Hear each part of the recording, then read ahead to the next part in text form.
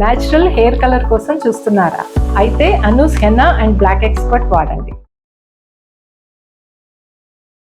అమ్మ నమస్తే అమ్మ. నమస్తే తల్లి. కర్పూరంలో 2 రకాలు ఉంటాయమ్మ, పచ్చకర్పూరం, మామూలు కర్పూరం. కానీ ఈ పచ్చకర్పూరం వాసన మాత్రం చాలా గుమాలిస్తూ ఉంటుంది, చాలా పవిత్రమైంది అంటారు. ఈ పచ్చకర్పూరంకి మామూలు కర్పూరంకి ఏంటమ్మా తేడా? పచ్చకర్పూరం పూర్తిగా చెట్టు నుంచి వచ్చేదమ్మా. మామూలు కర్పూరం కూడా చెట్టు నుంచే వస్తుంది, కానీ ఇంకా రసాయనాలతో కూడా తయారయ్యేటటువంటిది ఉంది దాంట్లో. ఈ రెండింటికి ఉన్న తేడా ఏమిటంటే పచ్చకర్పూరం మంచులాగా మెలమెల దగదగగా మెరిసిపోతూ ఉంటుంది. మనం కర్పూరపు బిళ్ళలు చేసుకునేటప్పటికల్లా అందులో కొద్దిగా వ్యాక్స్ కలిపేటప్పటికి అది ఆ రంగు ఉండదు, కానీ ముద్ద కర్పూరంగా కనుక తీసుకున్నట్టయితే మెరుస్తూ కనపడుతూ ఉంటుంది. ఇది హారతి ఇస్తారు కనుక దీనికి హారతి కర్పూరం అంటూ ఉంటాం. ఇది పచ్చకర్పూరం అన్నది చాలా విలువైనటువంటిది, ఖరీదు కూడా ఎక్కువ. ఇది పచ్చకర్పూరం మామూలు కర్పూరం లాగా దగదగా మెరవదు, కొంచెం ఒపేక్ అంటారు. అంటే దాని నుంచి ఇలా చూస్తూ ఉంటే ఒకవైపు నుంచే కనపడుతుంది. మరి గ్లాసెస్ ఉంటాయి చూడ అద్దాలు, కొన్ని అద్దాల్లో ఇటు అటు తేడా లేకుండా ఇట అట అన్నట్టు ఒకే అద్దం లేనట్టు కనపడేది కాకుండా ఇటు నుంచి చూస్తే బయట ఉండే వాళ్ళకి లోపల వాళ్ళు కనపడరు, కానీ లోపల వాళ్ళకి బయట వాళ్ళు కనపడతారు, అట్లా అన్నమాట.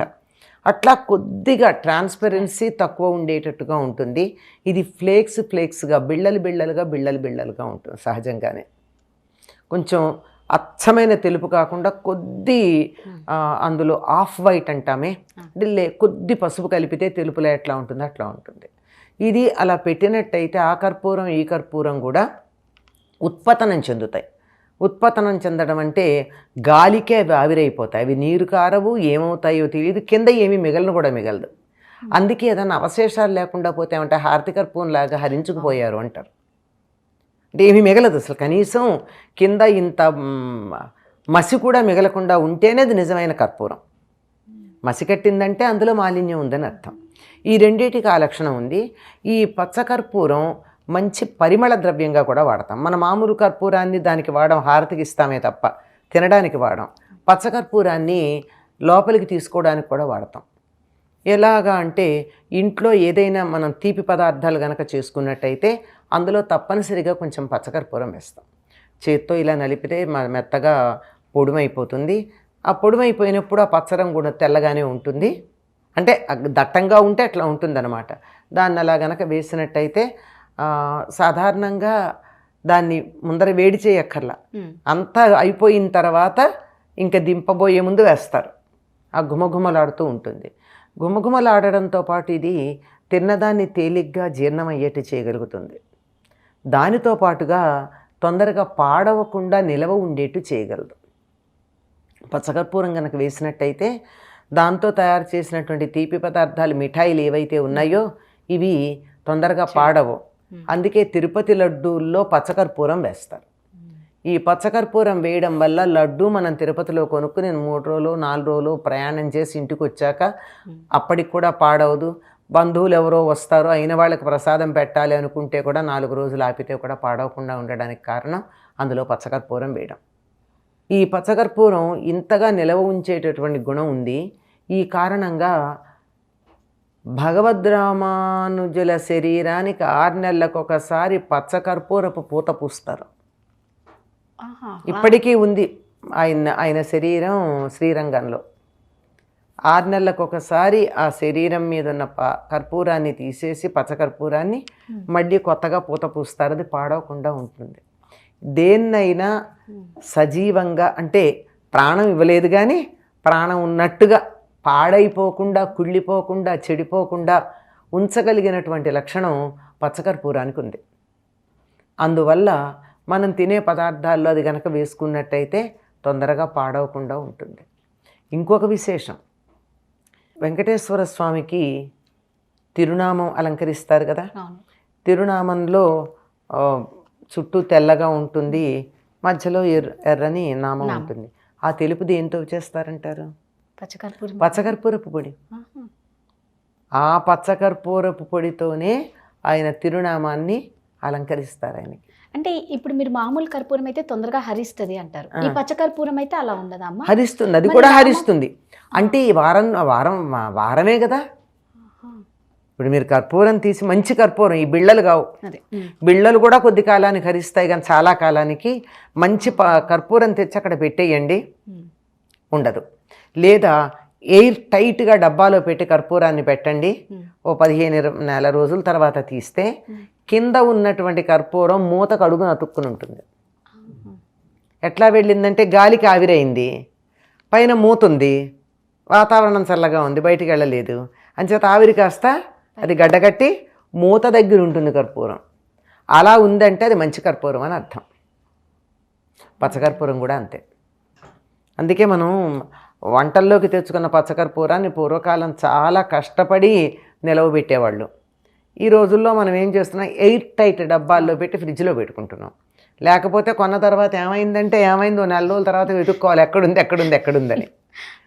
తర్వాత మనం వక్కపొడి ఒకటి ఉంది కదా మనకి, తెలుగు వాళ్ళు తమిళియన్స్కి చాలా మంచి అలవాటు అంటామో చెడు అలవాటు అంటామో తెలియదు, కానీ ఒక అలవాటు. అందులో కూడా సుగంధ ద్రవ్యాల్లో ప్రధానంగా వాడేది పచ్చకర్పూరం. తాంబూలంలో కూడా తప్పనిసరిగా పచ్చకర్పూరం వాడతారు, చిన్న పలుకు. ఈ పచ్చకర్పూరం పలుకు పుదీనా పువ్వు అని చెప్తాం, మింట్ అంటాం, క్రిస్టల్స్ ఉంటాయి అవి. ఆ మింట్ క్రిస్టల్ ఒకటి, ఈ పుదీనా పువ్వు అనేది మింట్ క్రిస్టల్. తర్వాత ఈ పచ్చకర్పూరం 2 కలిపి అరచేతులు వేసి ఇలా కలపండి, 2 కలిపి నీళ్ళు అయిపోతాయి. కొంచెం సేపటికి ఆ నీళ్లు కూడా ఉండవు, అక్కడ ఆవిరైపోతాయి. బాగా తలనొప్పి ఉన్నటువంటి వాళ్ళకి పూర్వకాలం ఇళ్లల్లో అంతే చేసేవాళ్ళు. పచ్చకర్పూర పలుకు ఒకటి, ఈ పుదీనా పువ్వు పలుకు ఒకటి కలిపి అరచేతుల్లో ఇట్లా వేసుకుని ఈ 2 కణతలకి ఇలా అంటించేసి, ఇంకా కావాలంటే కాసేపు ఇలా కూడా పెట్టి అంటే ఒక 5-10 నిమిషాల్లో తలనొప్పి తగ్గుతుంది. అమ్మంటే ఇది ఇప్పుడు మీరు అన్నారు కదా, మనం తిండిలో కూడా వేసుకోవచ్చు ఆహారం, అంటే దానికి ఒక మోతాదు అనేది ఉంటుందేమో. ఉండే వాళ్ళకి తెలుస్తుంది. మరీ ఎక్కువ వేస్తే ఘాటు ఎక్కువగా ఉంటుంది, ఎంత ఘాటున్నా వాసన అంతే ఉంటుంది. వాసనలో ఎక్కువతో ఇప్పుడు 10 గులాబీ పూలు పెట్టినా, 100 గులాబీ పూలు పెట్టినా, 1 గులాబీ పువ్వు పెట్టినా గులాబీ వాసనలో దట్టం ఉండదు. ఎక్కువ దూరం వ్యాపించడంలో తేడా ఉంటే ఉండాలి. కానీ 1 గులాబీ పువ్వు వాసన ఉంటే కొంచెం ఉండి, 2 గులాబీలు గట్టిగా ఉండి, 10 గులాబీలు ఉంటే మనం భరించలేనంత గులాబీ వాసన ఉంటుందని ఏం లేదు కదా, లేదు, అంతే లెక్క.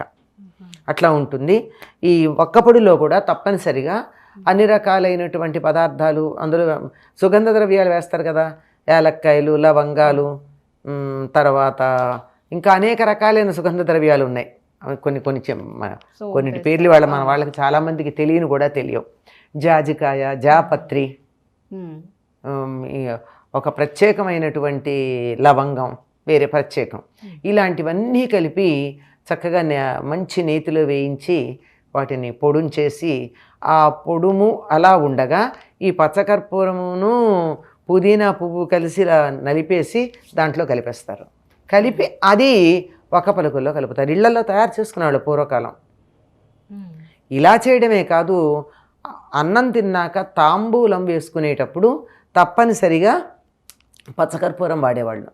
ఆకులు, చక్కని ఆకులు తెచ్చుకుని దాన్ని తుడిచి సున్నం రాచి, ఆ సున్నం రాచిన తర్వాత వక్కలు దాని మీద పెట్టుకుని, ఆ వక్కలతో పాటు యాలక్కాయ, లవంగం, ఇలాంటివన్నీ, జాజికాయ, జాపత్రి, ఇంకా గులాబీ రేకలు, కాచు, ఇంకా చాలా పదార్థాలు, కస్తూరి, దాంతో పాటుగా కర్పూరం.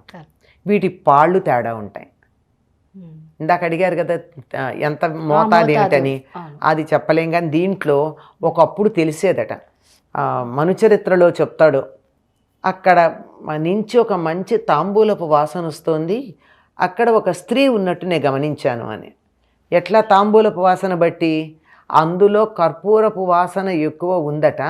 దానిని బట్టి, ఆ పాళ్ళని బట్టి, ఆ వాసనని బట్టి కర్పూరము, కస్తూరి, వాటి పాళ్ళు ఎలా ఉన్నాయో చూసి అది స్త్రీ వేసుకున్న తాంబూలం అని వీళ్ళు గుర్తించారట.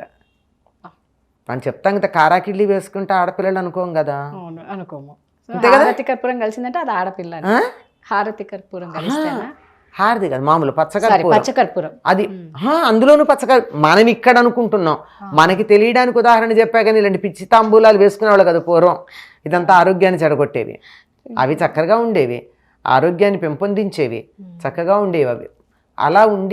అలా తప్పనిసరిగా పచ్చకర్పూరం మన నిత్య జీవితంలో ఆహారంలో ఉపయోగపడేటటువంటి ఆరోగ్యాన్ని పెంపొందించేటటువంటి జీవశక్తిని నిలబెట్టేటటువంటి ఒక సుగంధ ద్రవ్యం. అమ్మవారికి హారతి ఇచ్చేటప్పుడు కూడా పచ్చకర్పూరంతో ఇచ్చే పద్ధతి ఉంది. పచ్చకర్పూరంతో మామూలు కర్పూరంతో కాక ఈ పచ్చకర్పూరంతో హారతిస్తారు. అది చాలా విశిష్టమైంది.